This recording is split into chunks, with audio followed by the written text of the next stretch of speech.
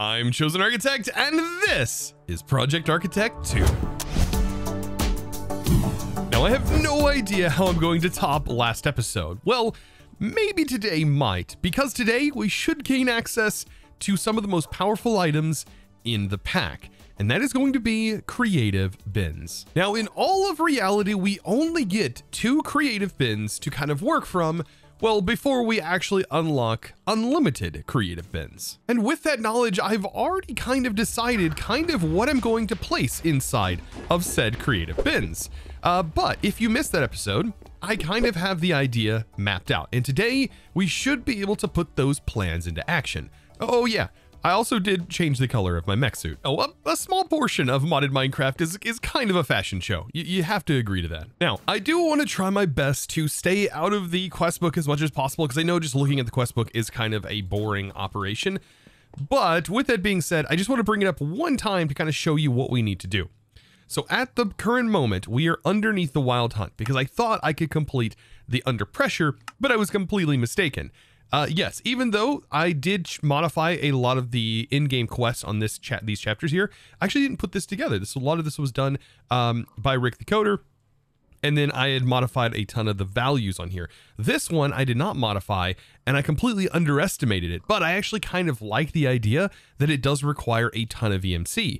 So with that in mind, it kind of switched me to either completing the Beyond Creative or going to the Wild Hunt chapter, and I feel like the Wild Hunt is definitely one of the easier things to complete. And so we have done that, and we should today unlock this creative bin. And so the idea is that I will unlock the creative bin, and I will choose a very particular item for this bin, which should allow me to unlock this bin, which will allow me to then make this chapter much easier. And then of course, once we have done that, we would have essentially beaten the pack. Ah, yes. Not only beaten it, but essentially given yourself full creative mode, which I know most packs do, but they don't typically allow you to use your creative items. And so that was the entire goal of this series and of this mod pack, which that was definitely one of my goals when I was developing the mod pack, was why do we have these in-game goals? I wanted to actually eventually create them, and I'm just kind of,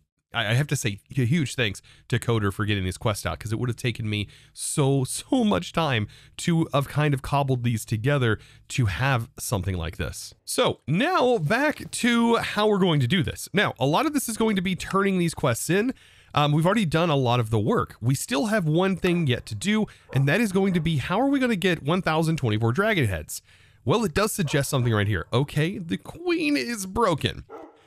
And for good reason. The queen is definitely broken. Well, it is broken in this pack because of the in-game things that you can do with it. Now, to get this to work, what we're going to do is load in our jelly and stars, and these should still be running. Oh no, that's right, I did turn them off, but I do have enough jelly, I do believe, to get this entirely done. So what I'm going to have to do is I am going to take this jelly, right? Because there's not a downcraft, but if I take this block, I can store it inside of a mega cell. And there's going to be a lot of things that we use these mega cells for, but this is one of them that we can use to auto down compress those blocks. So we'll put the jelly in here, and then we also need a compression card. I'm falling in love with mega cells. It is actually so good. And then I can just store these now.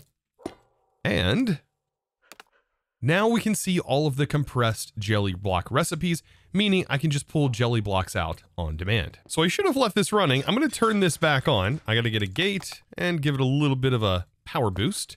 But I'm going to turn this back on. That's going to get to producing again. But the goal is to basically farm for these heads, and preferably automatically if I can, farm them from the queen bee. So taking a look at the royal jelly block, we will see some queen trades. And this is all that the queen trades. Look at this. You can see all of these things, including dragon heads.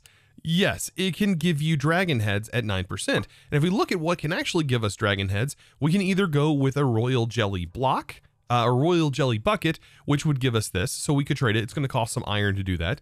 Or we could just use the royal jelly or the royal jelly bottle.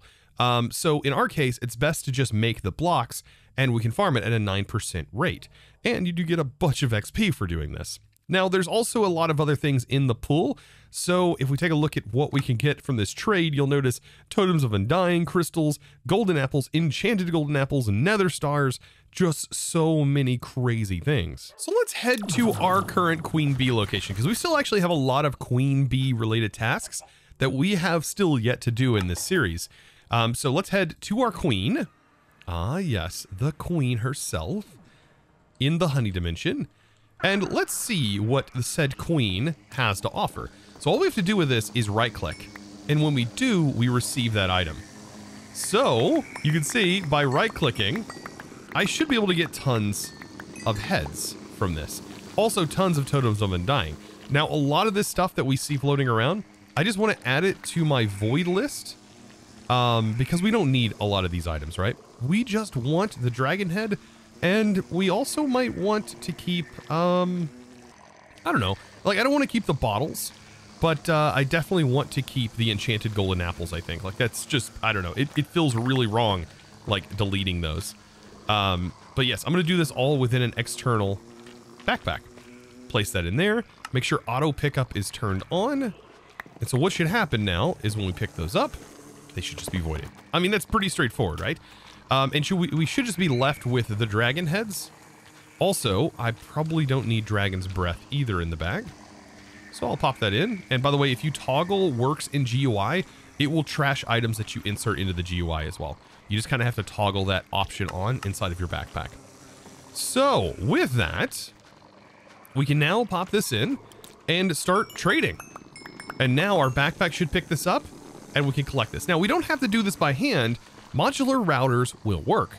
But another thing you can also do is use modular routers to constantly keep royal jelly blocks in stock. Now, speaking of modular routers, of course, like I said, you can use this to auto feed the blocks and have it right clicked and then have a collector pick it up because modular routers can automatically right click the bee and interact with it. Or you can do it by hand, which I find really satisfying. And we have already used this player module. Essentially the player module has a regulator in it that keeps a stack of this in your inventory. And what I can use now for this with the jelly is I can keep royal jelly in stock, and I can say keep a stack in stock.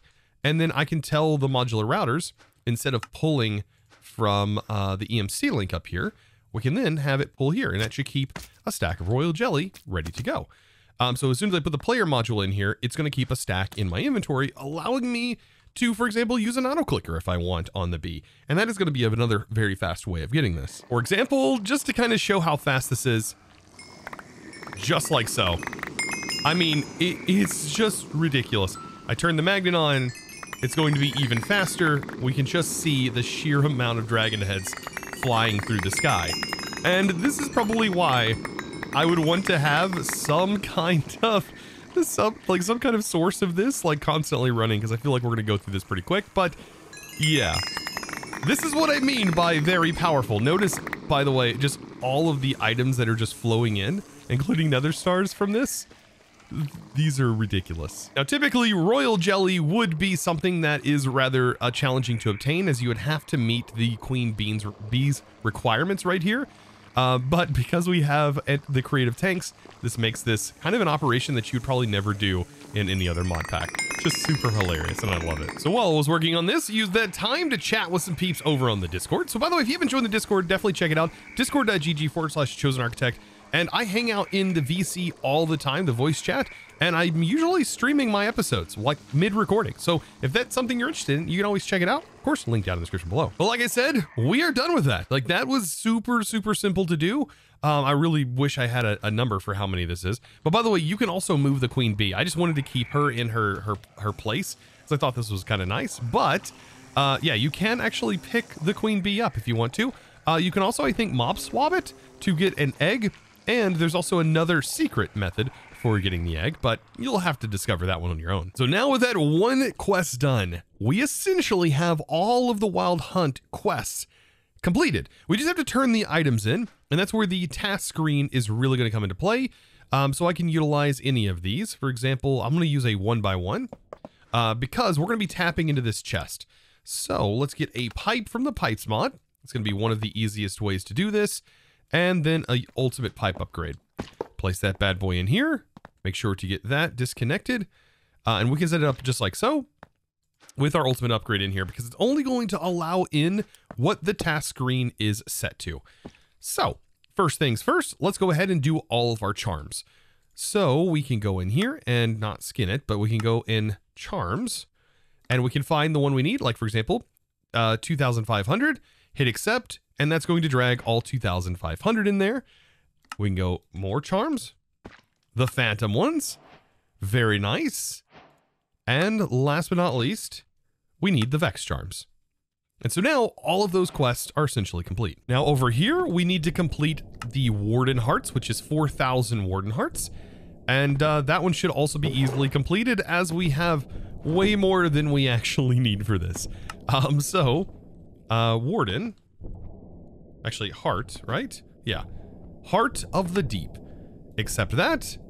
And then that one is now complete. Beautiful. Now over here, we're going to have a couple more that actually need to be done as well. We're going to start working on the flying bees. So this is going to require Blizz cubes, which I do have Blizz cubes in this chest. So I think it is going to be Blizz, right? Blizz cubes. Perfect. So that's going to get filled in. And you can see this one requires 25,000, a bit more. Now the other ones I think are directly stored inside of our applied energistic system. All of those being these items right here. And that one's done. And I almost forgot, breeze rods are also in here. So more rods. Let's see, breeze. And then we'll accept that one. Perfect. By the way, if I used an infinity pipe upgrade, I do believe that it would insta send into here. But this kind of shows you how fast the actual ultimate pipe upgrade is. That's a lot of items getting transferred like instantaneously like that. Now for the rest of the stuff, we should be able to use an ME interface. This also shows how powerful an ME interface actually is. And that means we need blaze rods. We need both of the motes. So blaze rods will be next. By the way, this is actually going to be pulling like kind of out of an EMC link. Place that in and then set that to 64. And then we need to set this to blaze rods. So there we go. And we'll accept that.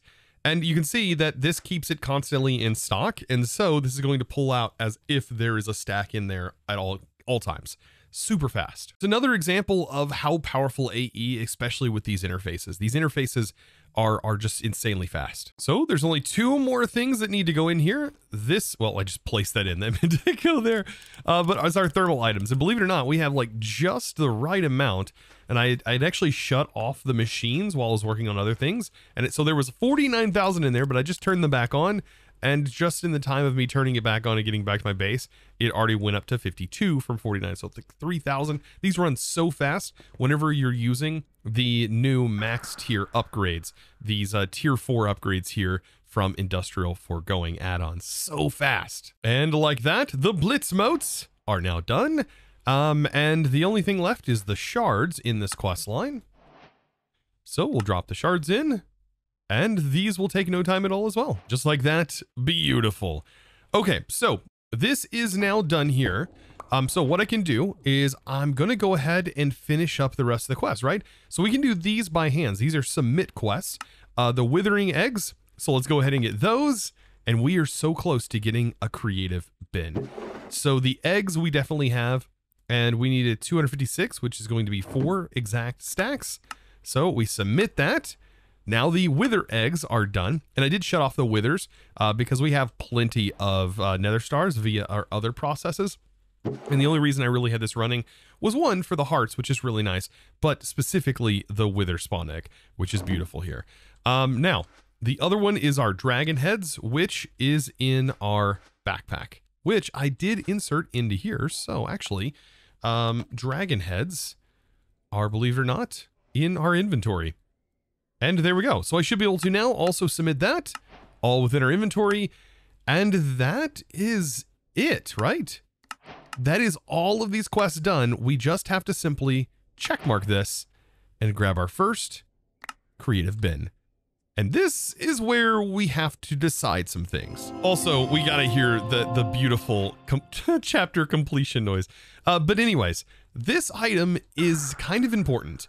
And once we put an item in it, we can't pull the item back out and restart. Like, we can't put a creative bin inside of a creative bin. We have a very specific item that we can put in here, and once it's in, it's in. We can't change it. Now, later on, we will be able to get an infinite amount of these bins to use for anything we need, but right now we're limited. So we have to make a very deliberate choice in what we put in here. Now, in your playthrough, this may be 100% dependent on you, but I think for my first task, it should be EMC. Any EMCable item, honestly, would be fine because of how fast we should be able to transfer EMC out of here into something else.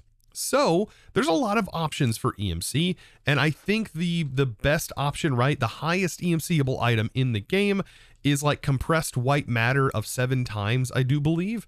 But if we just want to do fading matter is going to be perfectly fine, I think, inside of the creative bin, especially if we pull out with some of our creative pipes. Now, I definitely can't go with just any regular faded matter. No. We need to go with what we have the most of. So fading matter, whatever your highest EMCable block is. For example, I think this one has 2.2 quintillion, which is kind of where we're at. We're at like 4, I think.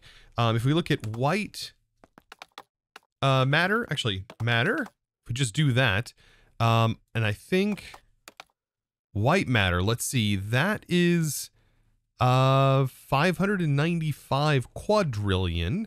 Let's see, fading, this is quintillion. So I think definitely using our highest tier fading matter block is probably going to be a good idea.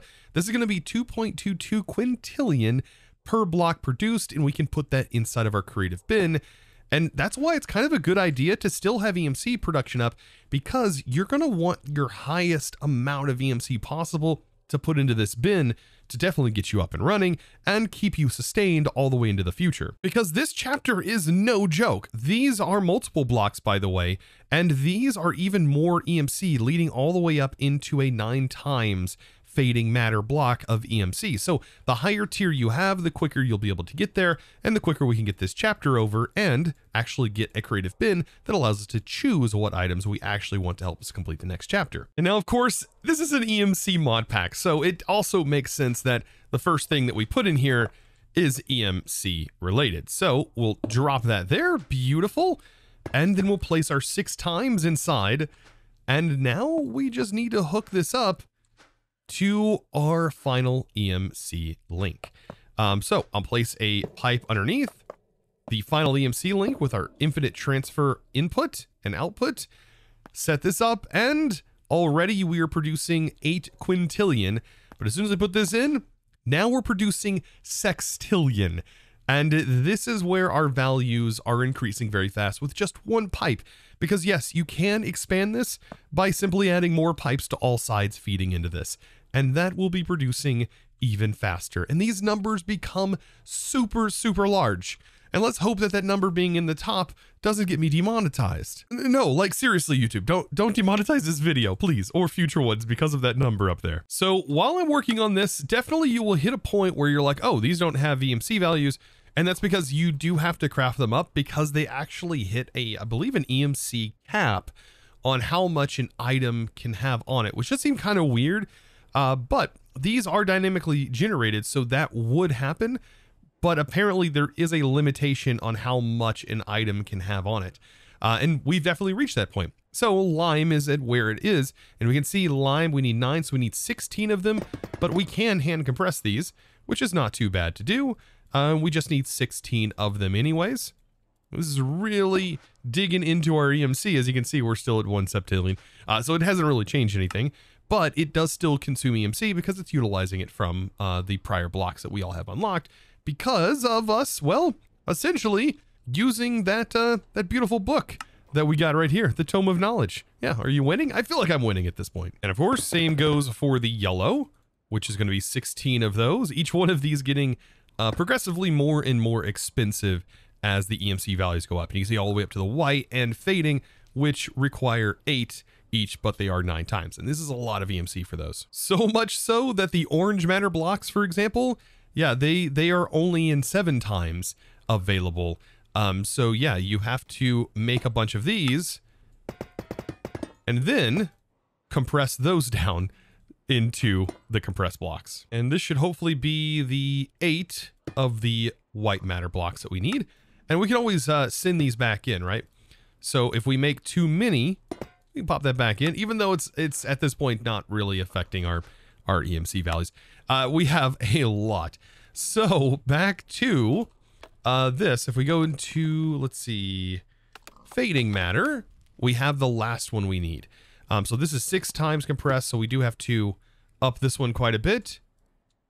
This one's still not seeming like it even touches our EMC, which is great because that's the whole goal, right?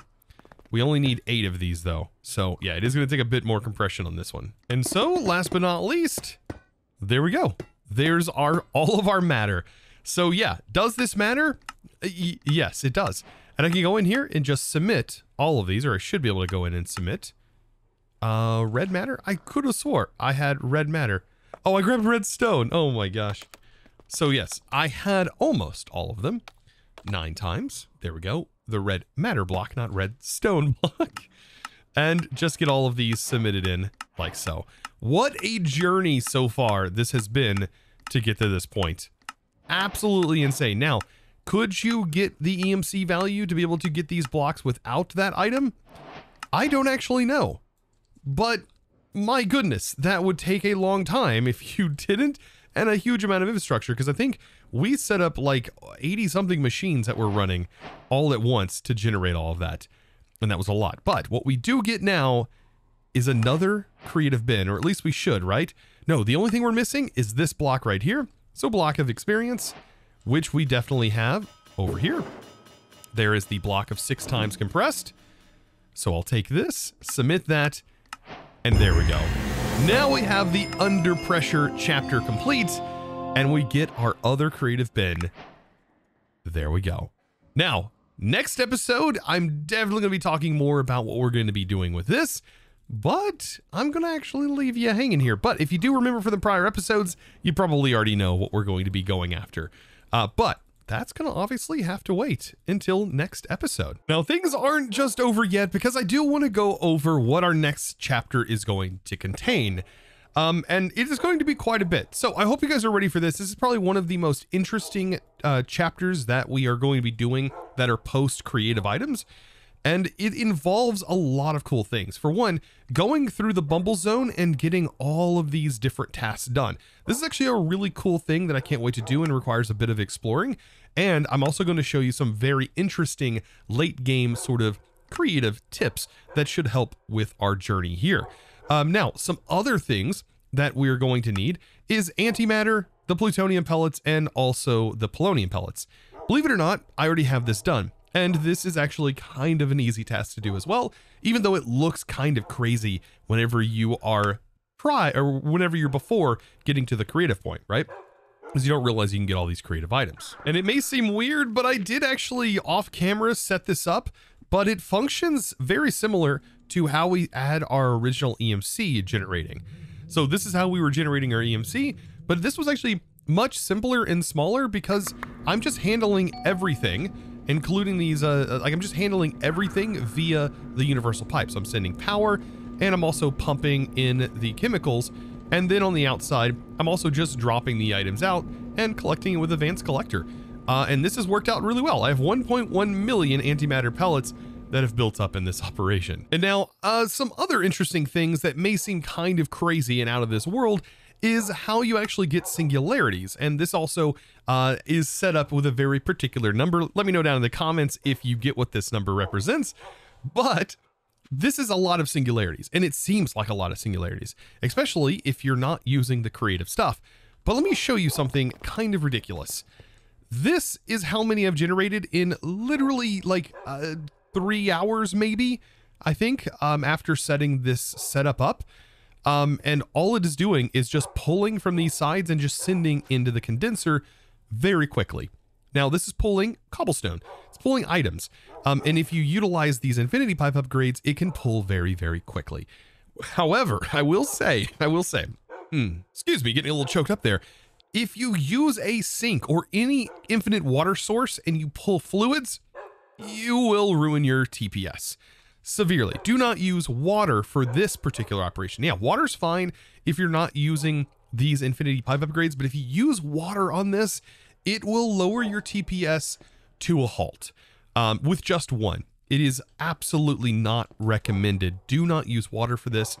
It will make it absolutely unplayable for you. So just use items, use some cobblestone, get the amount you need, and then shut it down. Because keep in mind, these infinity pipe upgrades are very TPS hungry, and the more of them you have in your world, well, the laggier things will get over time, and nobody wants to deal with that. Now, actually, we can already start to work on this section right here, and you notice 500,000 nuggets of experience. Well, we've already been producing the experience, but what I need to do to be able to get this converted in is to utilize the mega cells yet again. And so we'll set the nuggets of experience there, place this in, and then I can go grab a compressed block that we've been producing, and that should allow the instant transfer of those items. So we have all of these compressed blocks, and I can just toss this in, and it'll also tell us how many we have in here. We might already have near the value that's actually needed. Let's take a look, and we have 1.5 million nuggets. So yeah, I would say we easily have a completion on that one. And as far as the bottles of hyper experience go, I'm thinking this one's going to be pretty straightforward because I had added a recipe for the fluid encapsulator that allows us to feed in glass bottles. Of course, with the fluid encapsulator, we can have infinite fluid with our hyper experience because we have an infinite tank of that that we can make. And making these bottles, we just feed it in with the creative upgrade. It goes insanely fast. So producing 750,000 of these is going to be very easy, and we can just send it automatically into our FTB task screen. So that should be pretty reasonable. The hearts, by the way, the soul canisters, going over that. I think we have most of that already done because of this farm right here. So this kind of worked in itself by producing all of these blue hearts, which are the max tier hearts, by the way, which can be melted down and converted into all of the lower tiers. So notice a melted blue heart can turn into a green one and then can be leveled up just by combining it together.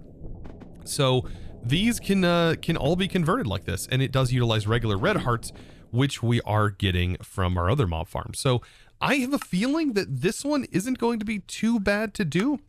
All of these souls are easily generated. We just need one of each of these heart types, which we do have, and we are going to need 10,000 of those, 5,000 soul containers. This is the one that'll get kind of expensive because we're going to need to craft all of these containers, and notice the enchanted golden apples, which are needed for this. However, enchanted golden apples you can get with antimatter, but you can also get it from automating the queen bee, which we did today. So I feel like all of these things are definitely coming together, and I'm really enjoying what this is turning into. Now, some other things, the chaos, this one's going to take us a little bit of time. We have to set up the autocrafts, but I think we already have the infrastructure for this. This one is also going to require a bit of crafting because we have to actually just craft the components and then get a constant amount of them in stock. This will probably be done in one of our AE2 spatial storage rooms. And then we have this one, a failure of potions, which requires us to fail a potion combination through the utility X mod. There is a brewer from the utility X, and we have to get it by failing a potion with it. Very interesting.